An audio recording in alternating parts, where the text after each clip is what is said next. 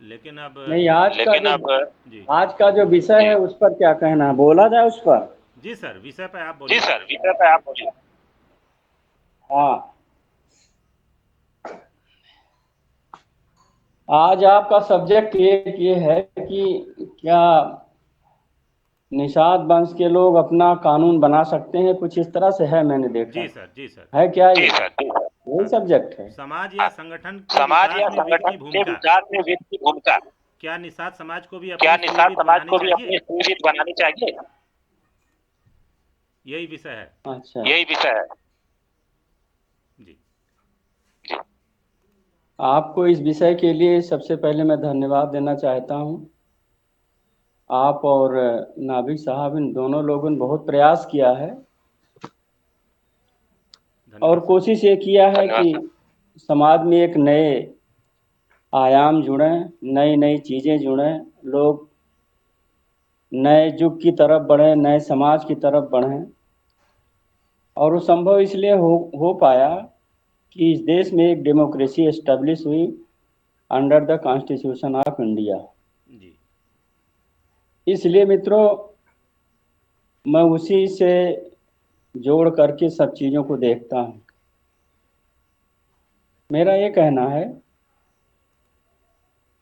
कि कोई निजी जात या एक जात भारत के संविधान के अंदर ही अपने विकास के लिए कोई नियम, उपनियम, bylaws in the favour of society welfare, इन सब चीज़ों के लिए वो बना सकता है, लेकिन उसकी कानूनी मान्यता वहीं तक है जहां तक वो संविधान से टकराएगा नहीं और जो हमारे कानून है उनसे टकराएगा नहीं। जैसे मैं एक जगह बात कर रहा था तो एक चौधरी साहब उठ के खड़े हुए, कहे, ऐसा वकील साहब, हमारी चौधराहट खत्म हो गई, समाज हमको मानता ही नहीं है।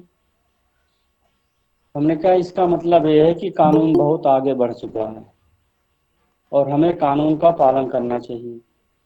जी मीनिंग देयर बाई, तात्पर्य ये है कि जब आप चौधरी हैं समाज के, तो आप समाज को कंट्रोल उसके वेलफेयर के लिए करेंगे, ना कि अपनी मोनोपोली कायम करने के लिए करेंगे। जी अगर आप चाहें कि एक बलात्कारी को आप छूट दे दें इसलिए कि वो आपका रिश्तेदार है, हम्म, तो कानून तो इसकी छूट नहीं देगा। जी और अगर आप कोई आदेश देते हैं, उस आदेश का पालन गांव के लोग करते हैं, तो पूरे गांव को अरेस्ट कर लिया जाएगा। जी ये है कानून और अपने उपनियम और बायलाज दोनों में अंतर। इसलिए मैं सोचता हूं कि ट्रस्ट बने। ट्रस्ट में भी उसी को मान्यता मिलती है जो ट्रस्ट के अंदर वेलफेयर शब्द कल्याणकारी चीजों को जोड़ता है, in the interest of society, in the interest of सब कास्ट, सब सेक्शंस, डाउन ट्रॉडन, इन सब के लिए जो चीज़ें लिखी जाती हैं कि हम जो ट्रस्ट बना रहे हैं, हमारे पास जो पैसे आएंगे या जो इसका धन है उसको हम इन चीज़ों में खर्च करेंगे, तभी उसको मान्यता भी मिलती है। आप लोग तो ट्रस्ट बना चुके हैं, उसमें लिखे होंगे अपने अपने बायलाज में जी लिखा हुआ कि हम ये करने के लिए ट्रस्ट बना रहे हैं। है। जी तो इस तरह से तो किया जा सकता है। निजी ढंग से आप कैसे कंट्रोल करेंगे अपने समाज को, या अपने समाज को कैसे आगे विकसित करने की बात करेंगे, इसकी छूट तो कॉन्स्टिट्यूशन, संविधान खुद देता है कि आप फ्री हैं इसके लिए, अपने समाज को आगे बढ़ाने के लिए। मगर वो रोकता वहां है जहां वो कानून से आपका आदेश टकराता है, कॉन्स्टिट्यूशन के आर्टिकल से वो टकराता है। इसलिए हम लोगों को बड़े सूझबूझ से और बड़ी समझ के साथ इन सब नियमों को बताना चाहिए और उसको लागू करने की कोशिश करना चाहिए जो समाज के हित में। चौधरी साहब ने हमसे कहा कि वकील साहब ये नहीं चलेगा, हमारी चौधराहट ही चलेगी। तुमने चौधरी साहब से कहा एक आदेश पारित कर दीजिए कि फला आदमी चोरी कर रहा था और हमने जो है कहा कि वो चोरी करता रहेगा,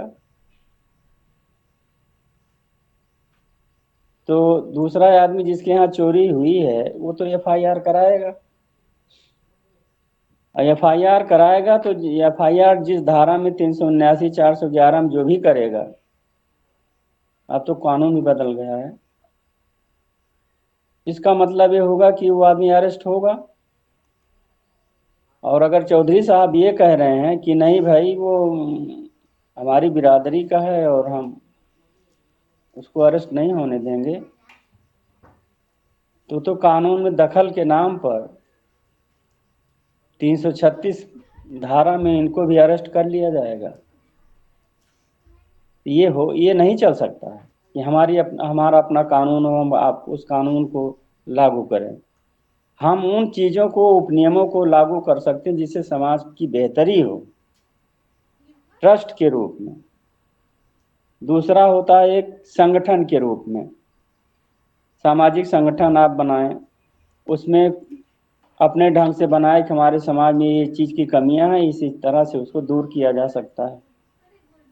मानव संसाधन कैसे विकसित किया जा सकता है, ये तो किया जा सकता है, मगर उसको कानूनी जामा नहीं पहनाया जा सकता है कि वो अपने समाज पर लागू हो जाएगा। तीसरा है राजनीतिक पार्टी। आप राजनीतिक पार्टी बनाइए, उसमें अपने डिमांड्स रखिए, वेलफेयर के लिए जो भी आपके एजेंडे हों, जो भी आप कॉन्स्टिट्यूशन उसमें फ्रेम करेंगे, उसके आधार पर आपको जो है इलेक्शन कमीशन आपको मान्यता देगा।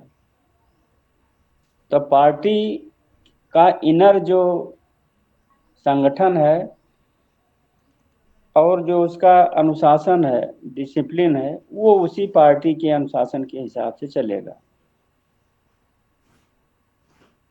और गवर्न होगा वो इलेक्शन कमीशन के एक्ट से। ये तो रह गई बात है कि किन किन चीज़ों पर हम लोग कर सकते हैं। एक सवाल शुरू में ही हमारे मित्र नागर साहब उठाए जब हम लोग एक अनौपचारिक बात कर रहे थे। सवाल ये था कि सब लोग एक नहीं हो रहे हैं।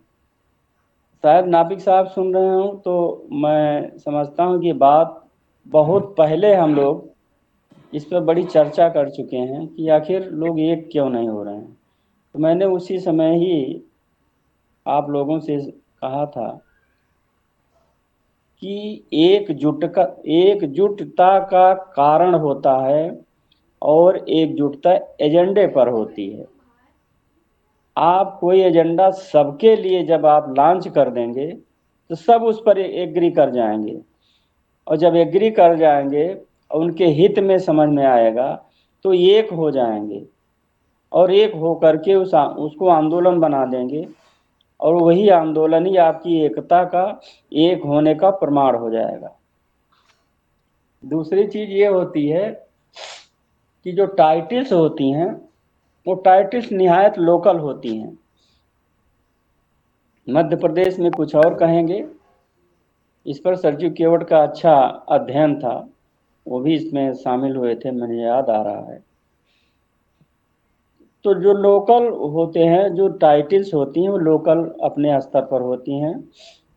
वो पुराने ज़माने में जो जो जैसे जैसे काम करते थे अपने अपने हिसाब से वो डील किए जाते थे, उसी हिसाब से पुकारे जाते थे। लेकिन अल्टीमेटली जब कॉन्स्टिट्यूशन हमारा तैयार हो गया, बन गया, तो उसमें किसी जाति का, पात का या किसी वर्ग का कुछ इस तरह से बात नहीं है। उसमें पर्सन शब्द लिखा गया। पर्सन का मतलब है कि every citizen of India, Bharat का कोई भी नागरिक हो उसको सारे अधिकार मिलेंगे। और इसी अधिकार के लिए आज भी जो बड़ा आंदोलन आज खड़ा हुआ कि हम संविधान बचाएंगे, हमारा संविधान खतरे